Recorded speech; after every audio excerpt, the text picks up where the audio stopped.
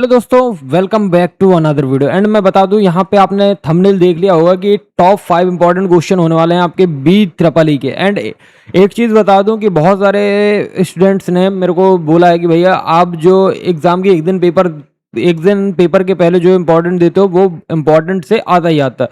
तो प्लीज़ ये series continue करें। तो भैया अब बी ट्रिपल ई का सबसे पहले मैं बता दूँ कि तुम्हारा बी ट्रिपल ई का कंप्लीट वन शॉट मैंने डाल दिया यूनिट नंबर 1 टू लेके यूनिट नंबर 5। तो प्लीज जाके देखो। एंड इनके जो नोट्स हैं वो आपको कहाँ पे मिलेंगे, टेलीग्राम चैनल पे मिल जाएंगे। ठीक है, B triple E unit number 1 2 3 and 5 and सारी चीज़ें अपलोड कर दी गई हैं। ठीक है, तो प्लीज जाके चेकआउट करो। एंड ये वीडियो जो होने वाला है ये टॉप 5 इंपॉर्टेंट क्वेश्चन का होने वाला है। एंड मैं सबसे पहले बता दूं कि आपका जो एग्जामिनेशन है वो आपका एग्जामिनेशन कब है। एग्जामिनेशन है आपका कल। आज 12 तारीख है एंड कल आपका 13 तारीख है। तो आपका कल एग्जामिनेशन है। ठीक है, तो एक चीज़ ध्यान से देखना कि जो बी ट्रिपल ई एग्ज़ाम है तो यहाँ पे बहुत सारे लोग अटेम्प्ट करने वाले हैं। मैं बता दूं कि बहुत से लोग बैक का एग्ज़ाम अटेम्प्ट करने वाले हैं एंड बैक के बाद बहुत से लोग मर्सी अटेम्प्ट करने वाले हैं एंड बहुत से लोग फर्स्ट टाइम अटेम्प्ट करने वाले हैं। भैया एक चीज़ बता दूं, आप सभी के लिए ये इंपॉर्टेंट क्वेश्चन होने वाले हैं। देखो, आपने अभी तक पढ़ा है नहीं पढ़ा है कोई दिक्कत वाली बात नहीं, लेकिन इस वीडियो को देखने के बाद अगर तुम अपनी पढ़ाई शुरू कर देते हो तो मैं गारंटी देता हूं आपको कि आप पास हो जाओगे एंड बहुत अच्छे नंबर से पास होगे। ठीक है, प्लीज़ कोशिश करना कि जितने भी मैं अभी टॉपिक्स दे रहा हूं प्लीज़ आप लोग पढ़ लेना। एंड यहाँ पे पाँच पाँच क्वेश्चन ही दूंगा आपको, 5 क्वेश्चन ही करने रहते हैं एग्जाम में। प्लीज़ ध्यान से देखना। एंड प्लीज़ अगर अभी तक बिल्कुल पढ़ाई नहीं करी है तो प्लीज़ पढ़ाई को शुरू कर देना। एंड बाकी इसके जो नोट्स हैं वो आपको मिल जाएंगे आपके कहाँ पे, आपके जो नोट्स हैं वो आपको मिल जाएंगे कहाँ पे, टेलीग्राम पे। टेलीग्राम का जो लिंक है वो डिस्क्रिप्शन पे है। प्लीज़ जाके ज्वाइन कर लीजिए एंड ये इसके पीडीएफ ले लीजिए। ठीक है, देखो मेरे को 90% प्रोबेबिलिटी है कि ये वाले क्वेश्चंस आ सकते हैं। तो देखो, क्वेश्चन नंबर फर्स्ट है डीसी सर्किट से। आपको देखो एक्सप्लेन करना है and explain state and explain Thevenin's theorem find करना है। Find the Thevenin's equivalent circuits of given resistive network and calculate करना है आपको करंट थ्रू द रेजिस्टेंस, इसके न्यूमेरिकल। तो देखो एक चीज बता दूं, यहाँ पे थेवेनिन्स थ्योरम आपको कर लेनी है एंड आपका जो सुपर पोजिशन थ्योरम है, सुपर पोजिशन थ्योरम जो है वो आप कर लेना। And super position and Thevenin's theorem से एक आधे क्वेश्चन तो आएंगे ही आएंगे। ठीक है, नाउ एक चीज ध्यान रखिएगा, आपका जो दूसरा क्वेश्चन है वो क्या है, दूसरा है हमारा स्टेट करो एंड प्रूव करो Kirchhoff's voltage and Kirchhoff's current law and with example.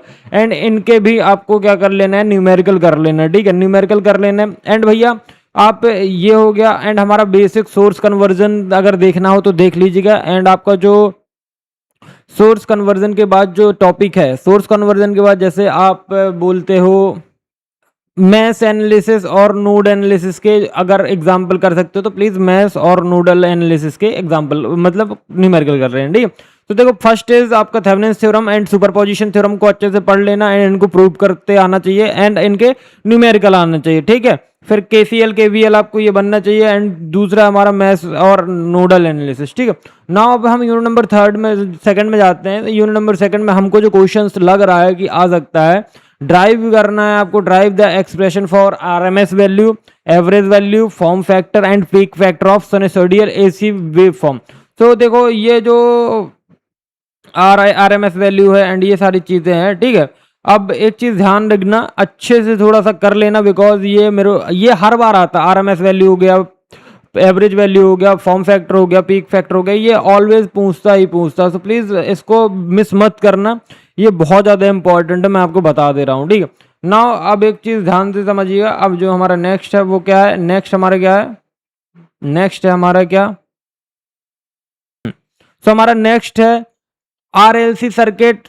देखो आरसी सर्किट कर लेना, आरएलसी सर्किट कर लेना और आरएल सर्किट कर लेना। एंड इनमें आपको क्या क्या फाइंड करने की कोशिश करना है, फाइंड इंपीडेंस आपको आना चाहिए, करंट आना चाहिए, पावर फैक्टर आना चाहिए and draw the phasor diagrams ये आने चाहिए। ठीक है, तो देखो आरएलसी सर्किट और आरसी आरएलसी ये सब के आपके मतलब थ्योरेटिकल भी आना चाहिए एंड न्यूमेरिकल भी आपको सॉल्व करते हुए आने चाहिए। ठीक है, नाउ अब देखो अब आता है unit number 3 magnetic circuit and transformer. तो देखो एक बात ध्यान से समझना कि आपका जो explain the construction of working of principle of single phase transformer and drive करना आपको ईएमएफ इक्वेशन। तो सिंगल फेज जो ट्रांसफार्मर है ये आपको सॉल्व मतलब आपको आना चाहिए, इसके न्यूमेरिकल्स आना चाहिए, इसके आपको मतलब आपका कंस्ट्रक्शन एंड वर्किंग प्रिंसिपल आपको आना चाहिए, ठीक है। तो नाउ इतना क्लियर हो गया, ठीक है। अब आता है ड्राइव द ईएमएफ इक्वेशन, ये आना चाहिए। फिर आता है क्वेश्चन नंबर सेकंड, एक्सप्लेन करो open circuit short circuit test on transformer and how you are equivalent to circuit parameter and efficiency determine. तो देखो ये कर लीजिएगा एंड बहुत अच्छा है। एंड हो सके तो ये हो गया, एंड हो सके तो इसमें डीसी मोटर भी कर लीजिएगा, ठीक है। इसी में ऐड करते हैं क्या, डीसी मोटर। तो डीसी मोटर भी इसमें इंपॉर्टेंट है, ठीक है। नाउ क्वेश्चन नंबर 4 का ए है, एक्सप्लेन करना working principle of 3 phase induction motor, define करना स्लिप एंड ड्राइव करना relation between slip and rotatory function, ठीक है। नाउ 4th का भी है, ड्रॉ एंड एक्सप्लेन करना torque slip characteristic and curve of 3 phase induction motor, ठीक है। नाउ यूनिट नंबर 5th में है what are logic gates and explain करना आपको नो एंड हो गया, और हो गया, नॉट हो गया, नैंड हो गया, नॉर हो गया, एक्सॉर हो गया, विथ ट्रुथ टेबल, ठीक है। हाफ एडर फुल एडर भी कर लेना। फिर V I characteristic of PN junction diode and CE CB CC and configuration of BJT. तो बीजेटी आपको पूछा ही जाता है, ठीक है।